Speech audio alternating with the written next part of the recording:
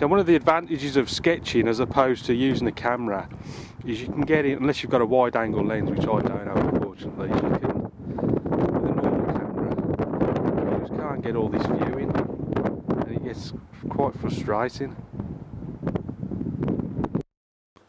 Well, that was just a bit of film footage of my travels around the Lake District, and this is a photograph I took, stood right by where I took the other film really. It's just the view over the gates, you got the farmers' tracks, muddy tracks going over towards his fields. We've got this nice tree on the left there, sort of framing it, and then some background land there in the foreground sweep. So let's see how we have a go at this, but let's have a look at the materials first.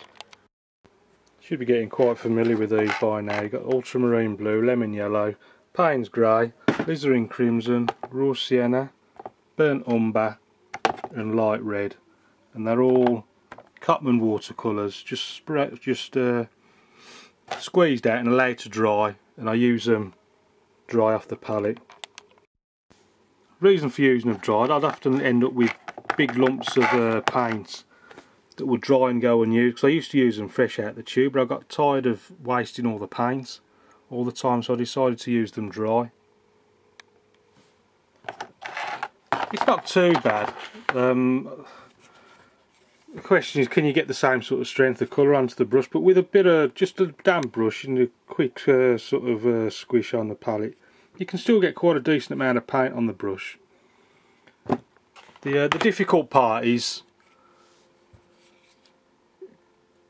not having the brush, so you need a bit of water to get the paint on, but not having too much. Obviously if you have too much water you dilute the paint too much, so it's just getting enough water on the brush just to keep the hairs together, to get a nice chisel edge.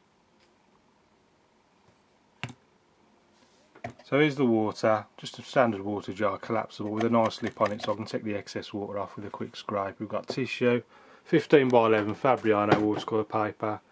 Got my tea towel up there to take the excess water off. So let's have a bash at this one. Quick look at the picture again before we start. So first thing to do will be that sky, and then get those distant hills in while the paint's still wet.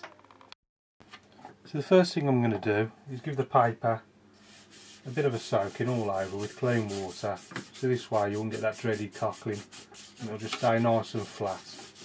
Also gives the advantage of keeping the sky all soft and the colours blending together and the background blending in well with no hard edges. Try and save the hard edges for the middle and foregrounds. So I'm just going raw sienna, and I'm going to clean the brush and take on some ultramarine, take the excess off on the towel, ultramarine, maybe just a touch of Payne's grey, and then just dance around.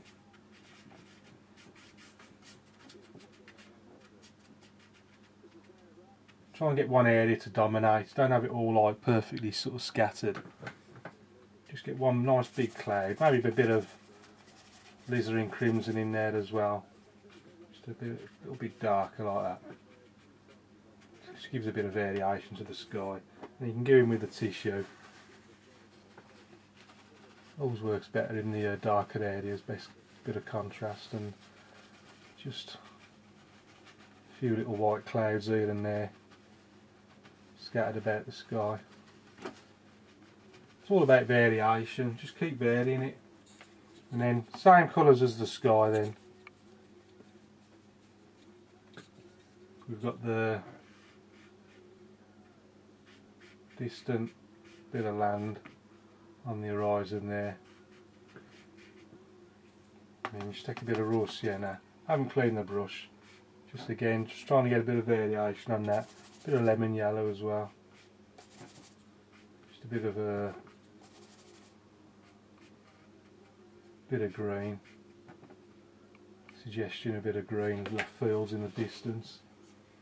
You can even just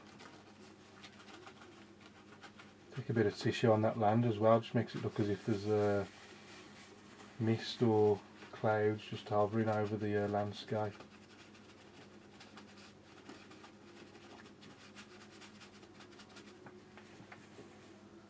Could be rain coming down, whatever you want it to be basically.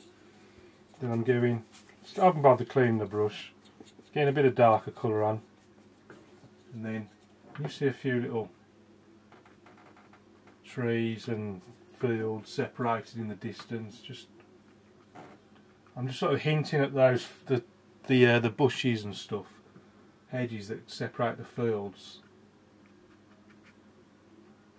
Just want to keep it as subtle as I can now. I don't want it too strong because it's quite a long way away. See, look, I've got a bit high now on that, so I'm just going to use the tissue as a rubber effectively. That's all it needs for that. So you can see how the paper's stretched. This was flat when I first started. It's coming away now from the board, so I'm just going to unclip it on this right hand side and pull it tight.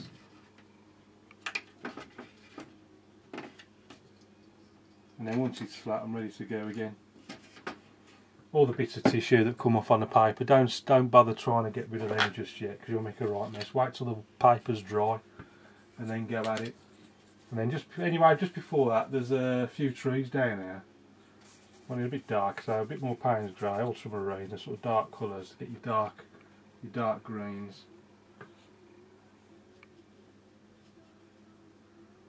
And that's just something like that. So that's enough of the background. So clean the brush, and then I'm going to go into lemon yellow, touch of Payne's grey, and just give that a quick sweep across like that. Go into the raw sienna, and just underneath that one go like that. Remembering, try not to go over the same bit of paper twice. Try and keep varying it as well. Keep varying the colour.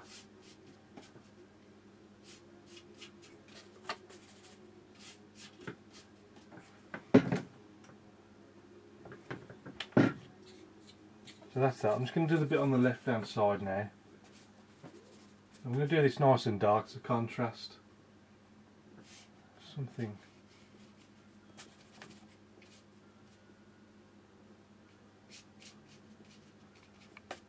like that. So I'm just trying to vary it as I come down. That was a bit dark, that one. Then again, there are dark bits in the picture. I'm going to clean the brush. Once you get too dark, clean the brush, and then you can go back to light again. So I can get to light, either the raw sienna or the lemon yellow, and see, look, we're back to light again. And then I'm just varying it. I think before I do any more now, I'm going to put these muddy tracks in. So I'm going to go. I often go for paths and stuff. Light red and ultramarine always seems to work pretty well. Not too much water, because I'd prefer it if the paint broke a bit. I'm going to start something like that and then work out and give it a quick sweep, something like that. A bit dark, get a bit of variation in it. In fact, a bit of burnt umber, get that sort of brown muddy look. Burnt umber, touch of Payne's grey.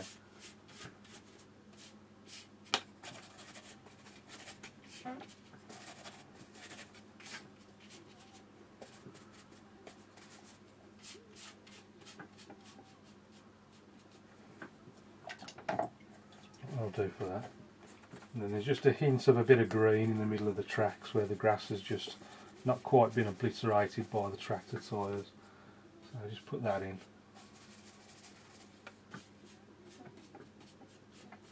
That'll do. And then I'm going to go back to the just the bit where the grass sort of meets the track. So back to our greens.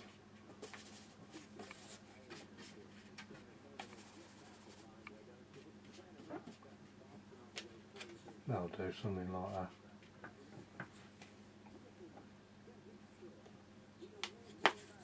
And then just a few little dark bits. Dark, I always like a bit of burnt umber, ultramarine. And just make it a little bit darker where the to define it a bit better.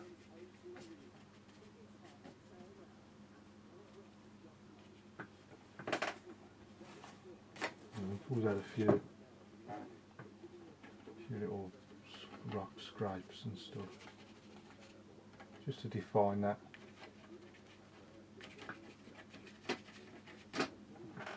Just to define the road a bit better.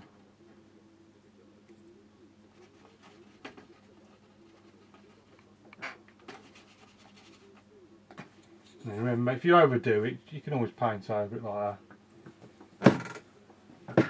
Now what I have forgotten to do, there's a little tree on that left hand side, so I'm going to switch to the rigger and then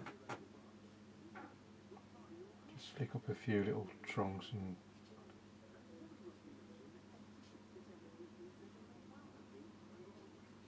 just put in the sort of skeleton bits first, and then once that's in, in fact I might just stick with the rigger and do it with the rigger instead. And then the sort of greeny bits, if you just sort of scuff your brush up, spin it round, screw into a bit of whatever you want, and then just stack the leaves on.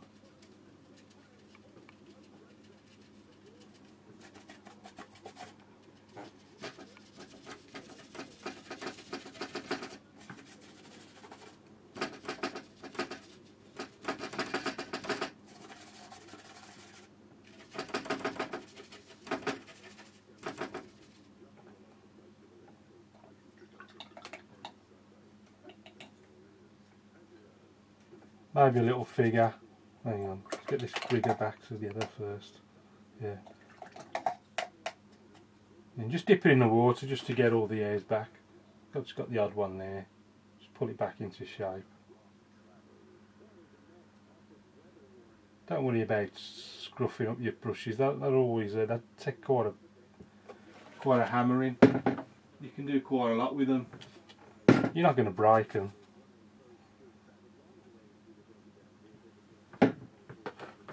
Let's just stick a little figure in somewhere, that's going off into the distance. I don't want it too strong.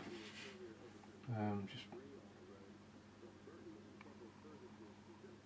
pop a head in, and then a little.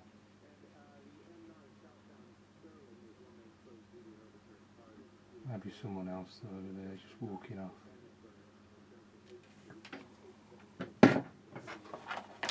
I'll do. A couple of birds up in the sky. Stick them by the tree somewhere.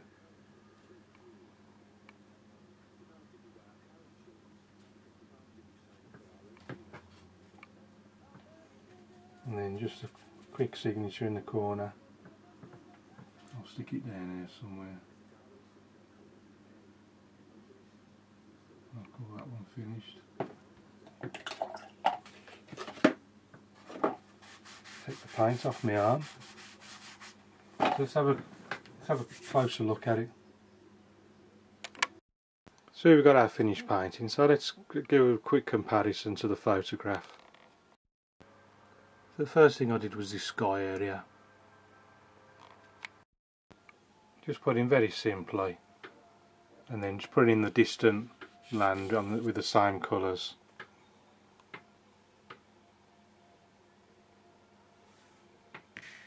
So just slightly stronger, these distant trees and stuff. And then we've got this foreground track that just sweeps up, leading over the horizon and beyond. Always put your paths and roads in with a nice sweep, don't put them in straight. And then this one leads up to our two little figures just looking over the horizon, seeing where to go walking next. We've got our little tree here which looks quite complicated with all its trees and branches.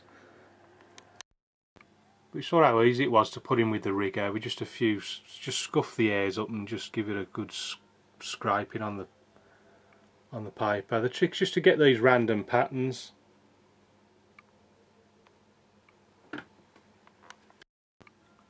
Well, I hope you like that. Thanks for watching. Keep practicing. Any questions, please ask. I'll see you again soon.